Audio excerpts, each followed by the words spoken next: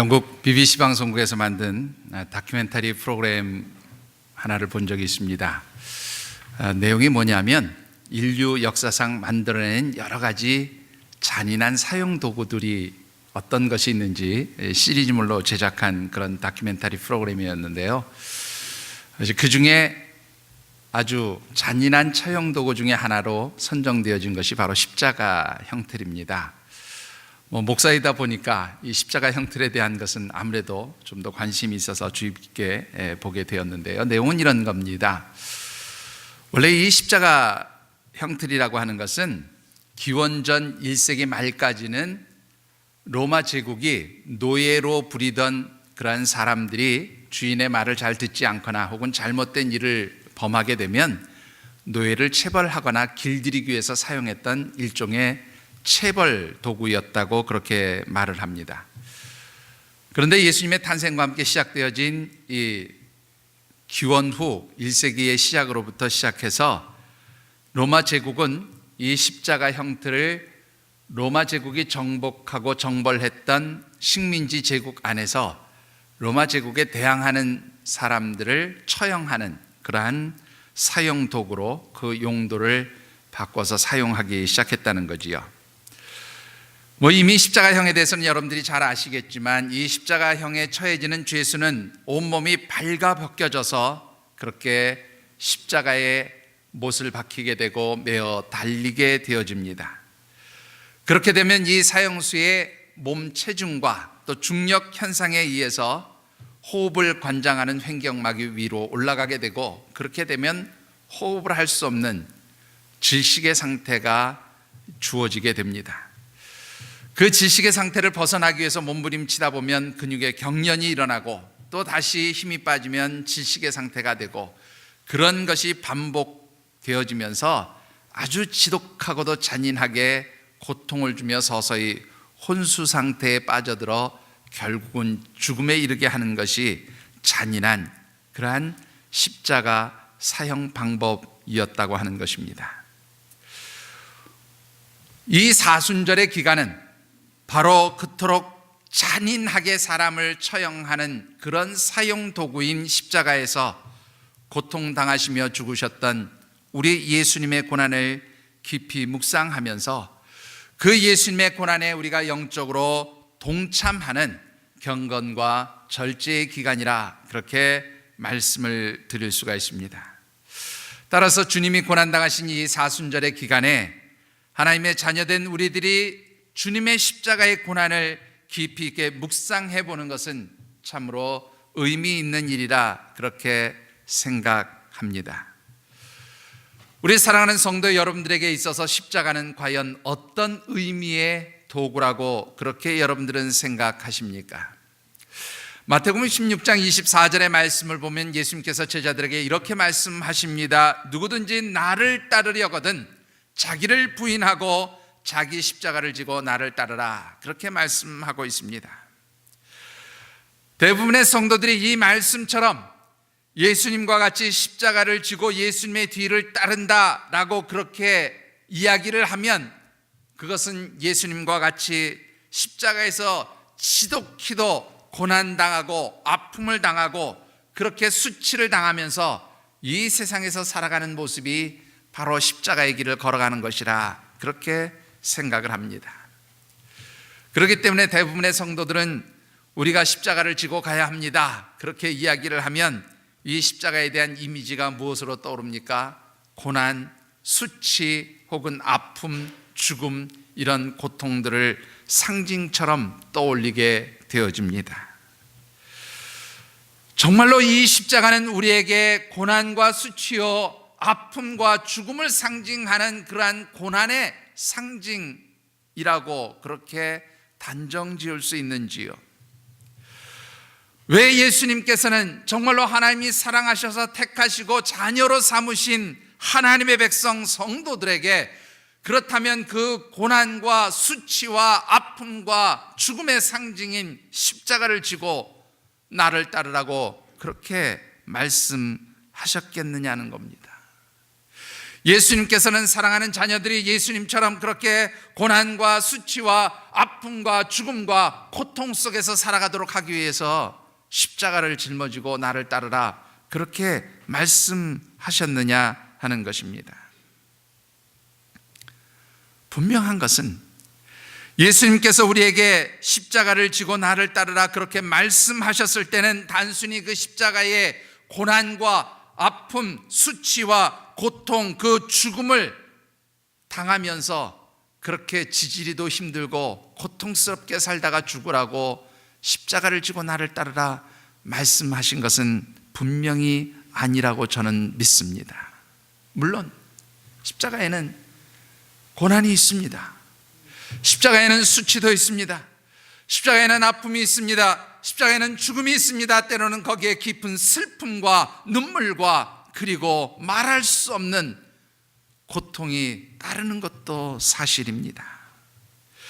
그렇지만 하나님께서는, 우리 주님께서는 그 주님의 십자가의 고난을 짊어지고 함께 동참하며 따라갈 때에 그 고난과 수치와 죽음과 아픔을 뛰어넘어서는 하나님의 축복이 약속되어 있음을 확신하셨기에 우리에게 그 십자가를 지고 따르라고 말씀하신 줄 믿습니다. 주님이 고난당하신 이 사순절의 기간에, 그래서 여러분들과 함께 묵상하고 싶은 말씀의 주제는 십자가입니다.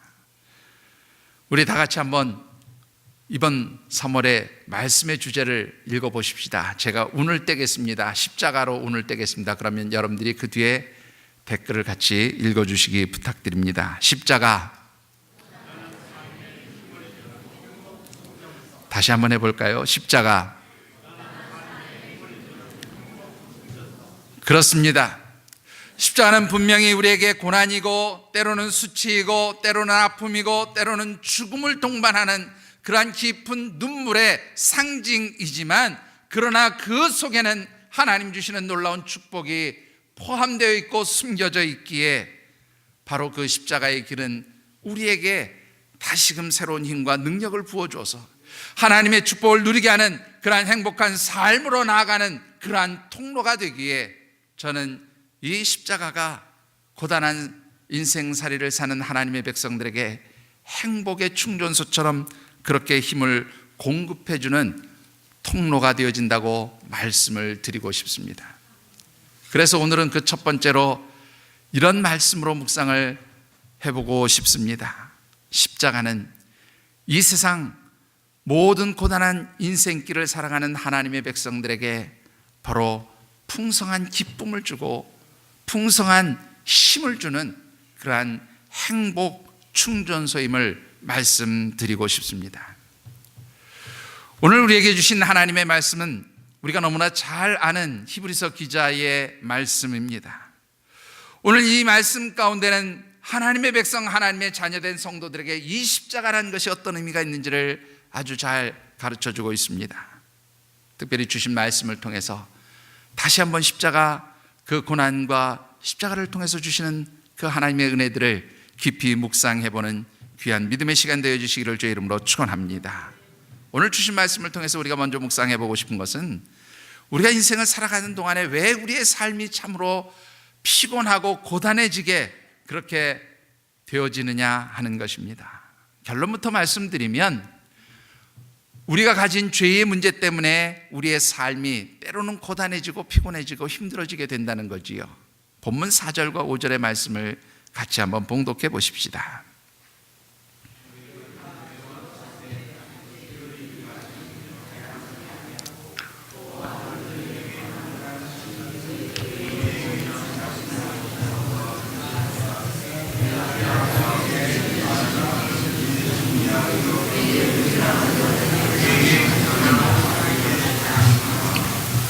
아멘. 여러분들, 하나님의 백성들, 하나님의 자녀들이 세상을 살아가는 동안에 늘 형통하고 늘 좋은 일만 있고 늘 축복 같은 그러한 일들만 생기면 얼마나 좋겠습니까? 그런데 때로는 우리가 세상에서 고난을 당하게 된다는 겁니다. 물론 우리가 인생을 살아가는 동안에 당하는 많은 고난의 요인들은 여러 가지 이유가 있겠지요. 그런데 오늘 본문에서 특히 히브리서 기자는 죄로 인해서 당하는 고난의 문제들을 다루고 있음을 보게 됩니다. 왜 하나님의 백성들이 세상을 살아가면서 고난을 당하게 될까? 오늘 본문에서 히브리서 기자는 하나님의 백성들이 이 세상에서 살아가는 동안에 죄를 짓고 그 죄로부터 돌이키지 못할 때에 하나님께서 징계의 한 방법으로 고난을 주신다, 그렇게 말씀하고 있습니다. 그리고 하나님께서 주시는 그 고난은 때때로 우리를 낙심하게 만들고 때로는 우리의 삶을 고단하고 피곤하게 만드는 그러한 정말로 아픔이 되어지기도 한다고 그렇게 말씀합니다. 여러분들, 죄를 지을 때 당하는 고난의 무게가 어느 정도쯤 되리라고 생각하십니까? 오늘 본문 말씀에 보면 고난의 무게, 죄를 지어서 당하는 고난의 무게가 이만한 것이다라고 그렇게 기록해 놓지는 않습니다. 그러나 전후 문맥을 잘 살펴보면 예수 그리스도께서 당하신 십자가의 고난과 같은 그러한 무게가 바로 하나님의 백성들이 죄를 짓게 되었을 때에 하나님 주시는 징계로 당하는 고난이 바로 그 십자가의 무게라고 그렇게 설명한 것을 보게 됩니다. 우리가 죄를 지었을 때 당하는 고난이 왜 십자가의 고난과 같은 무게라고 그렇게 말씀하고 있는 것입니까?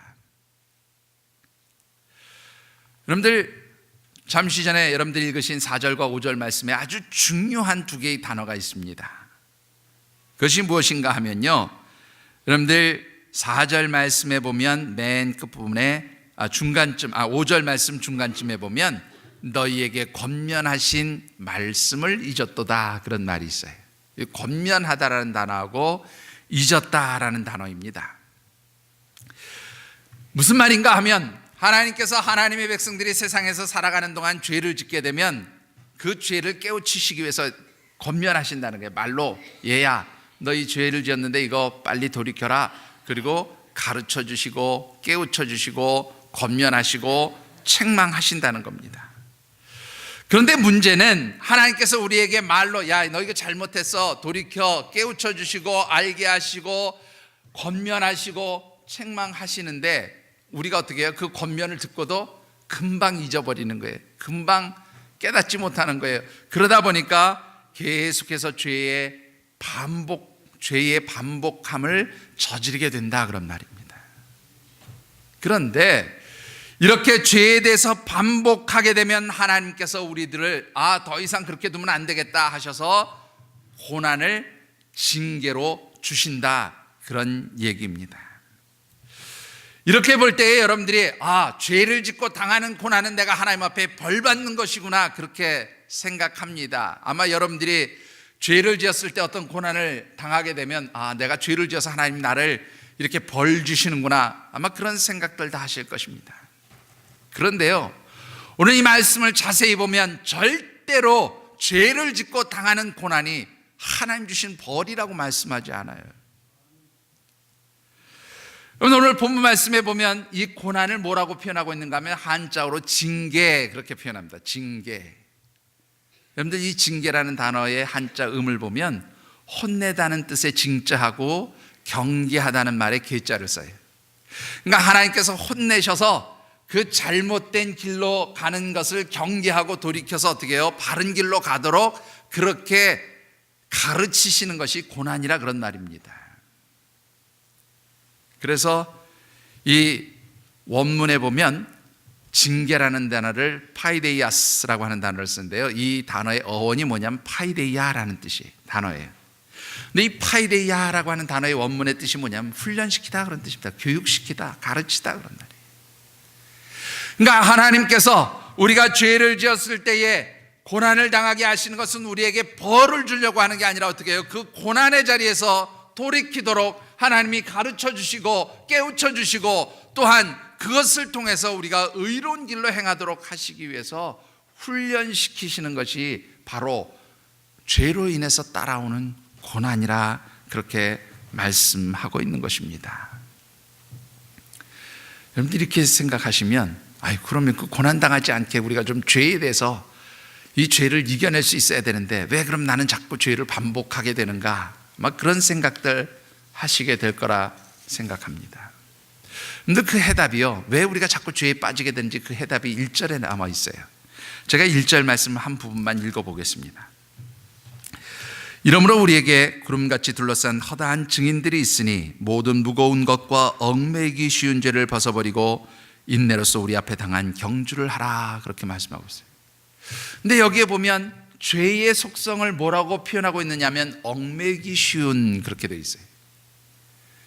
이 말을요 잘 풀어보면 이런 뜻입니다. 죄라고 하는 것이요, 우리를 마치 올가미에 이렇게 딱 걸어서 묶어버리는 것처럼 그렇게 우리를 얽어매는 속성을 가지고 있다는 거예요. 그런데 이 죄가 우리를 그 올가미에 집어넣고 얽어매는 그 속성이라는 게 어려운 게 아니라는 거예요. 죄는 그런 힘을 가지고 있다는 거예요. 죄는 우리가 하나님의 백성으로 살아가면서 정말로 정결함으로 하나님 뜻대로 살아가도록 그렇게 생각하면서 우리가 노력하지만, 죄는 마치 올가미처럼 우리에게 쉽게 함정과 올무를 씌워서 우리를 넘어뜨리고 쓰러뜨리게 된다, 그런 말입니다. 그렇기 때문에 우리가 사실 죄를 이겨내야 되고 죄를 벗어나서 하나님의 백성답게 정결하게 살아야 하지만, 죄가 너무 강해서 우리로 하여금 쉽게 넘어지게 하고 쓰러지게 하고, 또한 어떻게 해요? 이 죄에 지게 만든다, 그런 얘기입니다.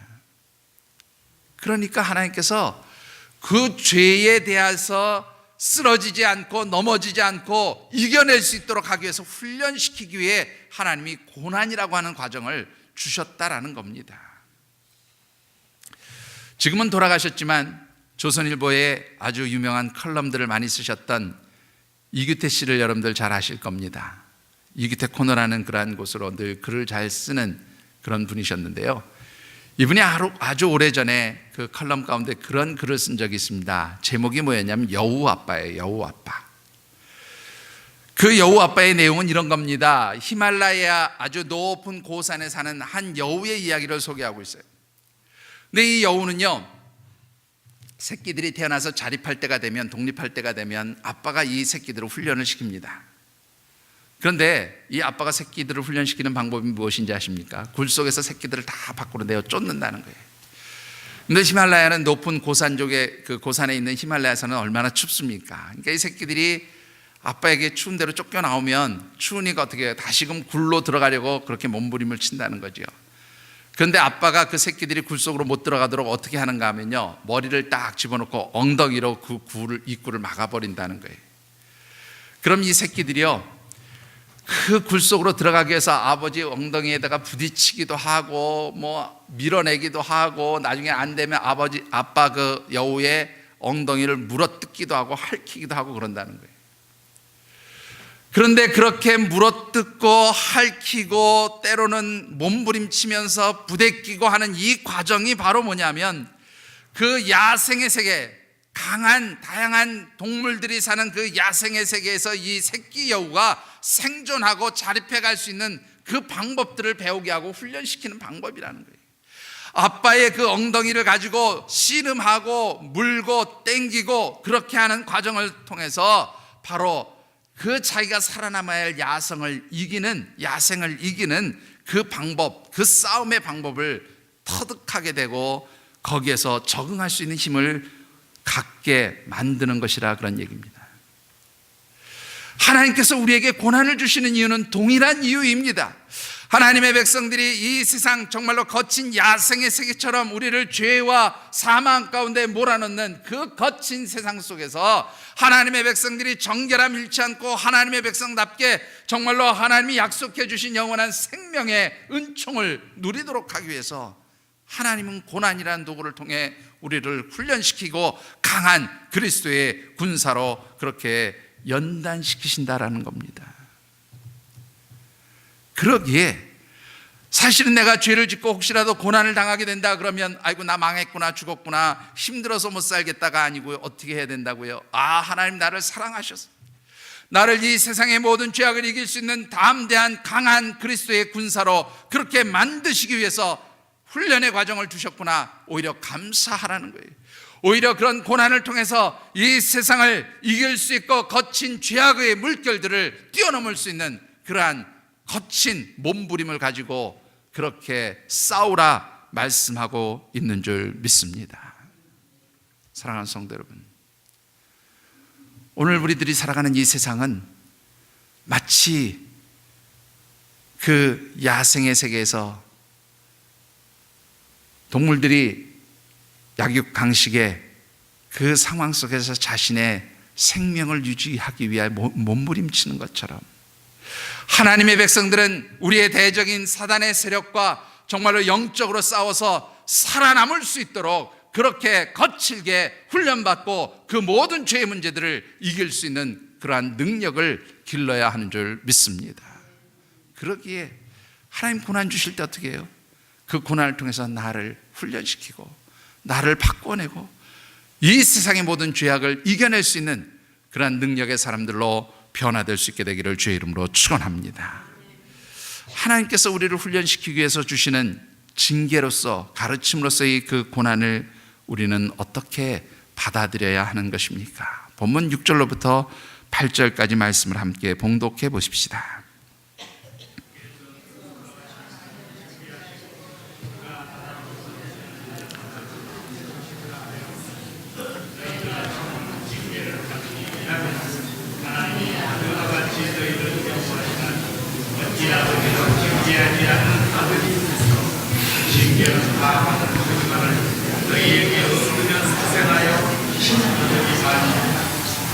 아멘.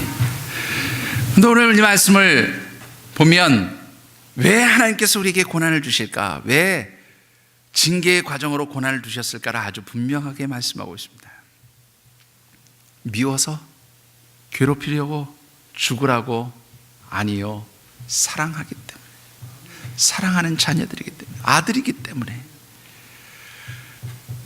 여러분들, 어떤 부모가 자녀들이 잘못하고 있는데 그 잘못한 걸 보면서 그래 참 잘하고 있다, 너 그렇게 살다가 알아서 죽어라, 그렇게 말하는 부모가 있겠습니까?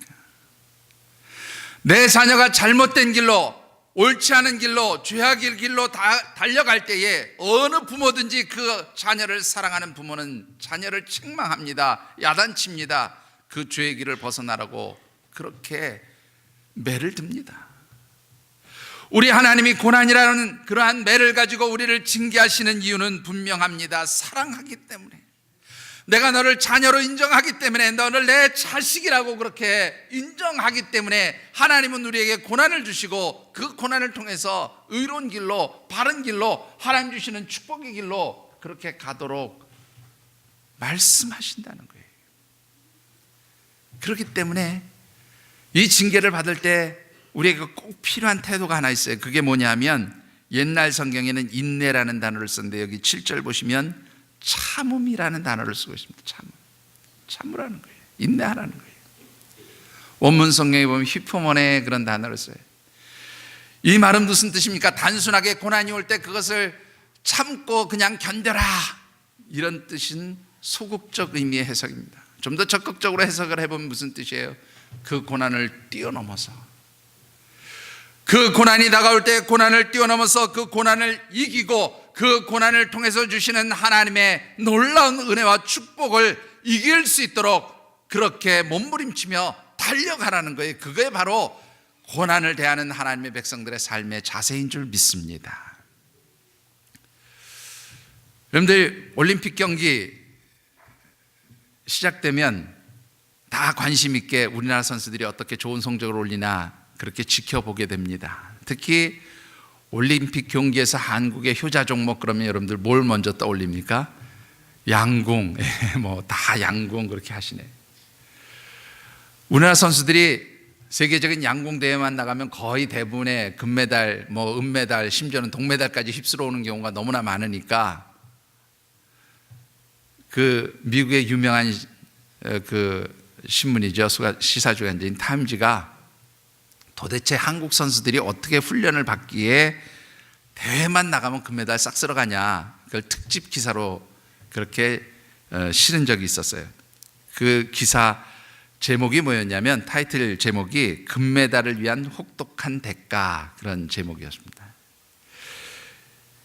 이 한국 양궁 선수들이 금메달을 따기 위해서 훈련을 받는데 그 훈련 이름이 이른바 지옥 훈련이에요. 어떻게 훈련을 받는가 하면 가장 이게 그냥 활 쏘는 훈련이 아니고 가장 기본적인 그냥 심리적 기초 훈련이라는 거예요. 기초 훈련이 지옥 훈련인데 그게 뭐냐면 아주 추운 한밤중에 얼음같이 차가운 물속에 들어가서 오래도록 버티는 훈련. 그런가 하면 진흙탕 속에 집어넣고 막 거기서 뒹굴고 그 온몸에 진흙을 묻히면서 거기에서 끝까지 살아남는, 이렇게 서로 밀어내게 하면서 살아남는 훈련. 그런가 하면 여러분들 자동차 타이어, 그것도 그냥 보통 조그만 승용차 타이어가 아니고요, 아주 큰 무게가 나가는 그런 자동차 타이어를 몸에 묶고 그리고 보통 한 3, 4km 정도를 달리는 그러한 훈련. 그런가 하면 여러분들 예전에 우리 뭐 삼천교육대 뭐 이런 거 혹은 군인들 보면 통나무 가지고 이렇게 머리 위로 올렸다 내렸다 동료들하고 같이 하잖아요. 그런 것처럼 이 통나무를 가지고 머리 위로 올렸다 내렸다 하는 훈련을 하는데 이게 몇 킬로짜리냐면 보통 한 200kg 정도 됩니다. 그 200kg 정도 되는 통나무를 머리 위로 올렸다 내렸다 하는 그런 훈련을 하는 거지요. 이게 그냥 기초 훈련이라는 겁니다. 그리고 활을 쏠 때는 어디 가서 쏴요? 경마장이나 야구장 같이 소리가 아주 요란하게 나는데 이런 데 가서 활 쏜다는 거예요. 문제는 이런 거칠고 힘든 훈련을 나 더 이상 못하겠다, 때려치우고 난 못하겠다, 나가면 어떻게 해요? 금메달과 거리가 멀어지는 거지요. 그런데 이 타임즈에서 그런 재밌는 기사를 마무리를 했어요. 뭐라고 얘기하면 이 과정을 견뎌내고 이겨낸 선수들은 어떤 세계대회에 나가든지 반드시 금메달을 목에 걸고 돌아올 수 있는 자격을 얻게 된다는 거예요. 여러분들, 하나님께서 우리에게 주시는 이 고난의 과정도 똑같다고 그렇게 생각합니다. 하나님께서는 우리에게 영적인 금메달, 의의 면류관을 우리에게 주시기 위해서 우리가 하나님의 백성으로 정결함으로 그렇게 살아가기 위하여 훈련시키시고 연단시키시고 고난 가운데 던져 두시는 줄 믿습니다. 그러기에 우리가 그 하나님 주신 모든 고난의 과정들을 뛰어넘어서서 이겨낼 때에 거기에는 하나님 주시는 영적인 금메달, 축복이 약속되어 있는 줄 믿습니다. 어떤 축복이 약속되어 있습니까? 여러분들, 본문 2절과 3절의 말씀 같이 한번 봉독해 보십시다.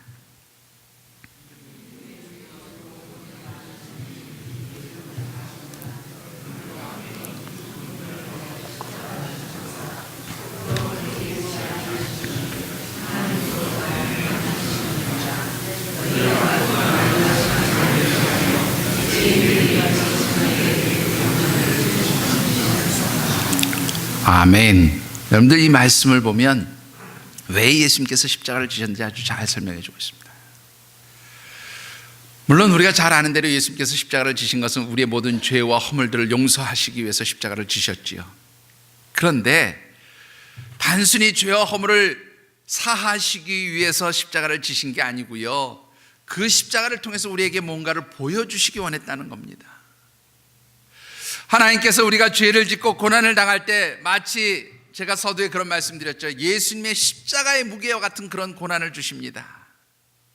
그런데 그런 고난을 받으면 우리가 어떻게 해요? 낙심하게 된다는 거죠. 고단하고 피곤하고 힘드니까 절망하게 된다는 거죠. 힘들어하게 된다는 거예요. 그런데 그렇게 하지 말라는 겁니다. 예수님 그거를 보여주시기 위해서 십자가 지셨다는 거예요. 그럼 예수님 십자가 지실 때 어떻게 지셨어요? 예수님의 십자가의 무게는 아마 우리가 당하고 우리가 겪게 되는 고난의 무게와는 정말로 비교도 할 수 없는 그러한 큰 고난이었고 아픔이었고 수치였고 괴로움이었을 것입니다. 그런데 주님께서 그 십자가를 짊어지실 때에 부끄러움을 개의치 아니하시고 그것을 감당하신 이유가 뭐예요?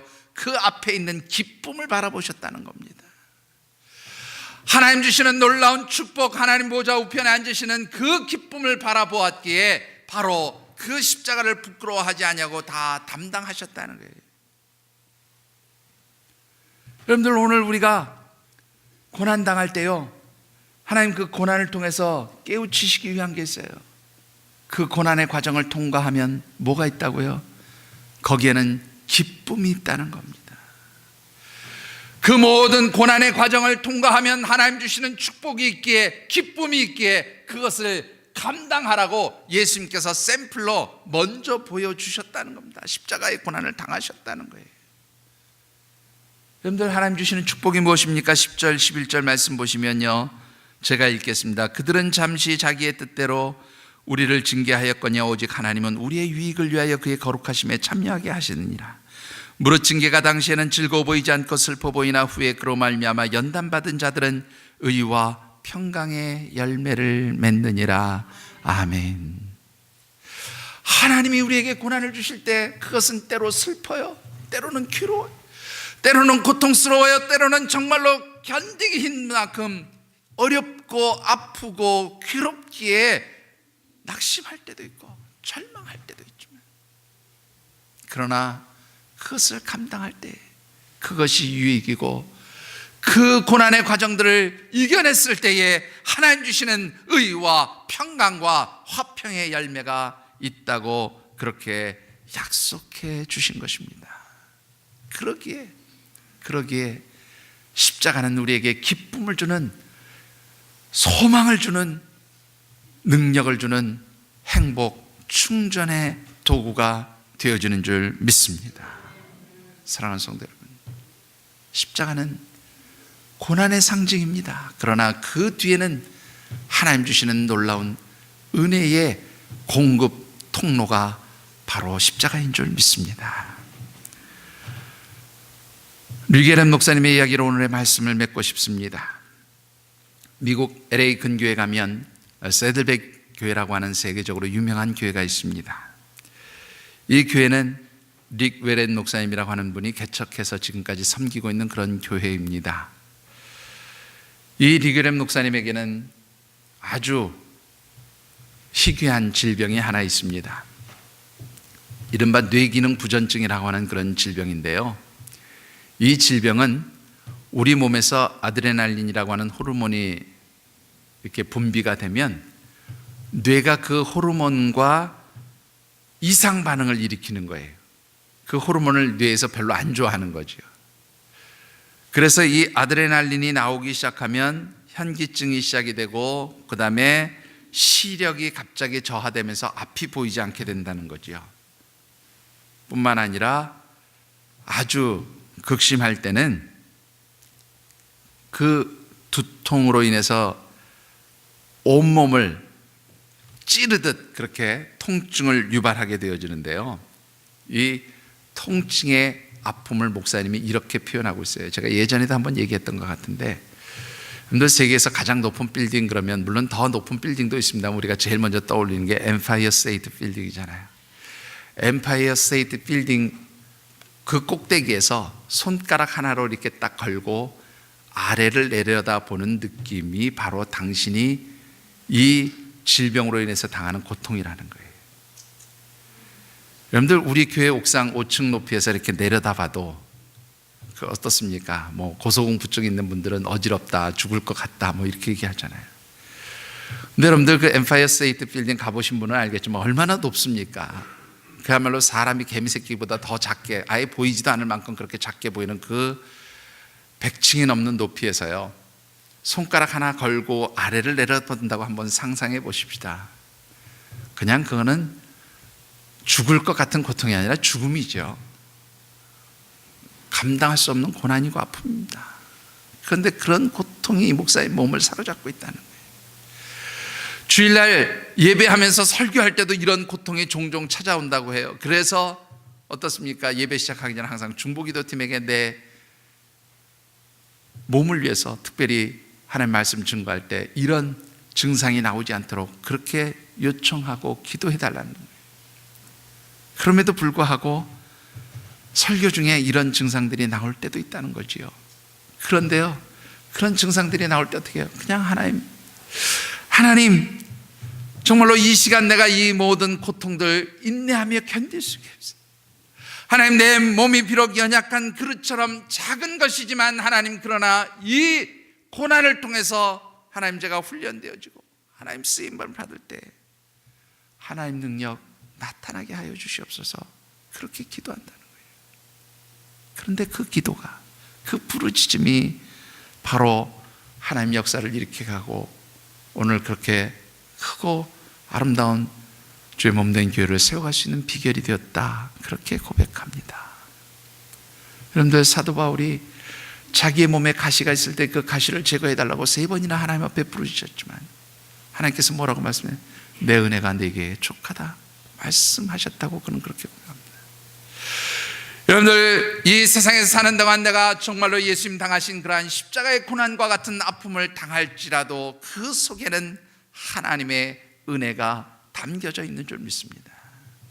그 하나님 주시는 은혜, 그 십자가 뒤에 담겨진 정말로 하나님 주시는 의의 면류관, 의와 화평과 평강의 열매들을 바라볼 수 있는 사람들에게는 그러므로 이 십자가가 기쁨을 주는 행복 충전소가 되어지는 줄 믿습니다. 사랑하는 성도 여러분, 주님 당하신 이 고난의 기간에 그 주님의 고난에 동참하는 것은 죽음도 수치도 고통도 눈물도 아닌 하나님 주시는 놀라운 은혜들을 누리는 축복의 통로가 되어짐을 기억하시면서 기꺼이 주님의 십자가 그 고난에 동참하시는 귀한 믿음의 사람들이 되어주시기를 주의 이름으로 축원합니다. 기도하겠습니다.